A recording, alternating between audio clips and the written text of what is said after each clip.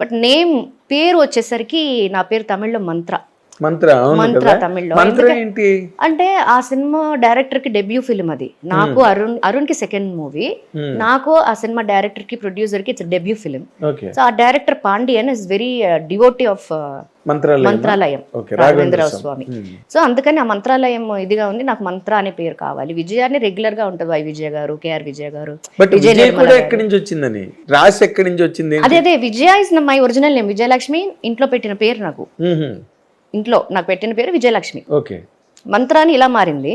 తెలుగులో వచ్చేసరికి భీమనేని అంకుల్ నేను కూడా పేరు మారుస్తానంటే డాడీ రిక్వెస్ట్ చేశారు, సార్ చాలా మందికి 2-3 పేర్లు ఉన్నాయి, నా కూతురు కూడా నా సరే అన్నిట్లో ఒకే పేరు అంటే, లేదయ్యా నీకు అర్థం కావట్లేదు, మంత్ర అంటే MANTHRA ఇంగ్లీష్లో, తెలుగులో వచ్చేసరికి ఇత్ తా ఉండదు, దా ఉంటది, మందర అంటారు. Manthara in the sense it's negative vibration, negative character is also there in రామాయణంలో.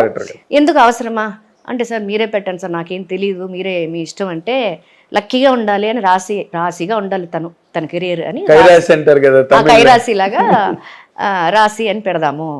I side okay. నేను ఫస్ట్ సినిమాలో మంత్రగా అలౌట్ అవ్వడానికి నాకు చాలా టైం పట్టింది తమిళ్లో. తెలుగులో ఇంకా టైం పట్టింది నాకు రాశి అని అలౌట్ అవ్వడానికి. పిలుపు అనేది పిలుపు. బట్ అనుకోకుండా శుభాకాంక్షలు, ఎవరిబడి నోస్ దట్ ఇట్స్ పెద్ద హిట్ సినిమా.